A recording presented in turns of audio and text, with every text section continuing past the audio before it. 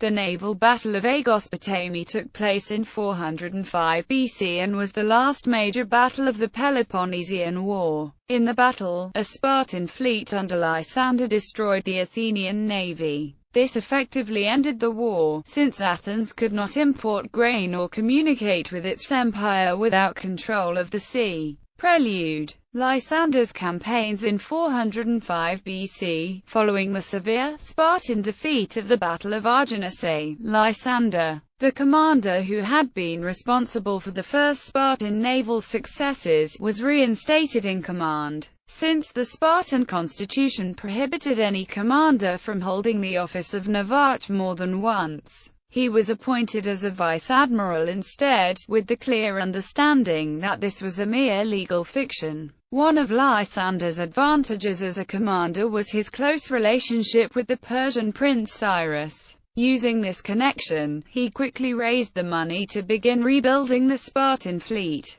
When Cyrus was recalled to Susa by his father Darius, he took the unorthodox step of appointing Lysander as satrap of Asia Minor. With the resources of this entire wealthy Persian province at his disposal, Lysander was able to quickly reconstitute his fleet. He then set off on a series of campaigns throughout the Aegean. He seized several Athenian-held cities, and attacked numerous islands. He was unable to move north to the Hellespont, however, because of the threat from the Athenian fleet at Samos. To divert the Athenians, Lysander struck westward. Approaching quite near to Athens itself, he attacked Aegina and Salamis, and even landed in Attica. The Athenian fleet set out in pursuit, but Lysander sailed around them, reached the Hellespont, and established a base at Abydos. From there, he seized the strategically important town of Lampsacus. From here, the way was open to enter the Bosphorus and close down the trade routes from which Athens received the majority of her grain. If the Athenians were to avoid starvation, Lysander had to be contained immediately. Athenian response. The Athenian fleet caught up with Lysander shortly after he had taken Lampsacus, and established a base at Sestos. However, perhaps because of the need to keep a close watch on Lysander, they set up camp on a beach much nearer to Lampsacus.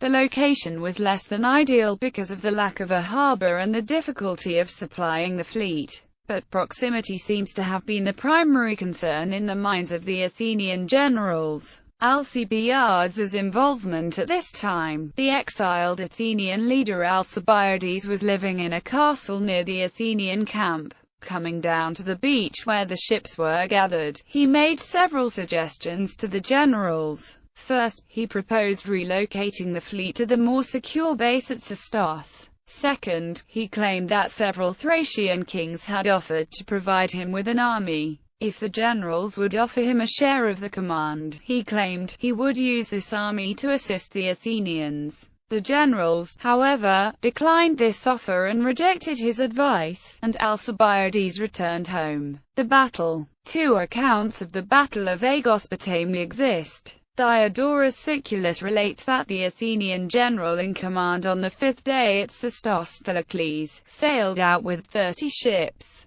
ordering the rest to follow him. Donald Kagan has argued that the Athenian strategy, if this account is accurate, must have been to draw the Peloponnesians into an attack on the small force so that the larger force following could surprise them. In the event, the small force was immediately defeated, and the remainder of the fleet was caught unprepared on the beach. Xenophon, in contrast, relates that the entire Athenian fleet came out as usual on the day of the battle, and Lysander remained in the harbour. When the Athenians returned to their camp, the sailors scattered to forage for food. Lysander's fleet then sailed across from Abydos and captured most of the ships on the beach, with no sea fighting at all. Whichever account of the battle itself is accurate, the result is clear. The Athenian fleet was obliterated. Only 9 ships escaped, led by the general Conon. Lysander captured nearly all of the remainder, along with some 3,000 or 4,000 Athenian sailors.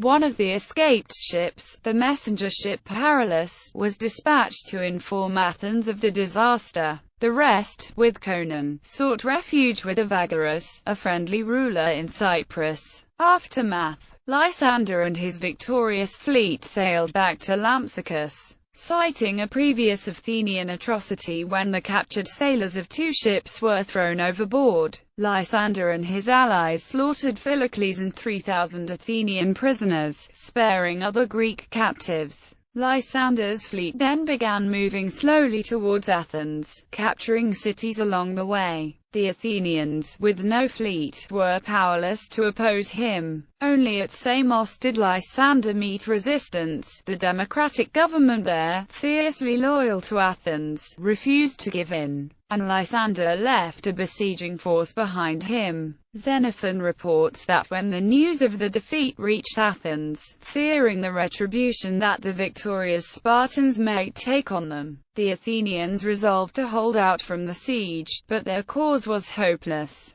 Without a fleet to import grain from the Black Sea, Athens was on the verge of starvation, and the city surrendered in March 404 BC. The walls of the city were demolished, and a pro-Spartan oligarchic government was established. The Spartan victory at Aegospotami marked the end of 27 years of war, placing Sparta in a position of complete dominance throughout the Greek world and establishing a political order that would last for more than 30 years. Commemoration of the battle. The Spartans commemorated their victory with a dedication at Delphi of statues of the triarchs who had fought in the battle. A verse inscription explained the circumstances. These men, sailing with Lysander in the swift ships, humbled the might of the city of Scrops and made Lacedaemon of the beautiful Chorus is the high city of Hellas.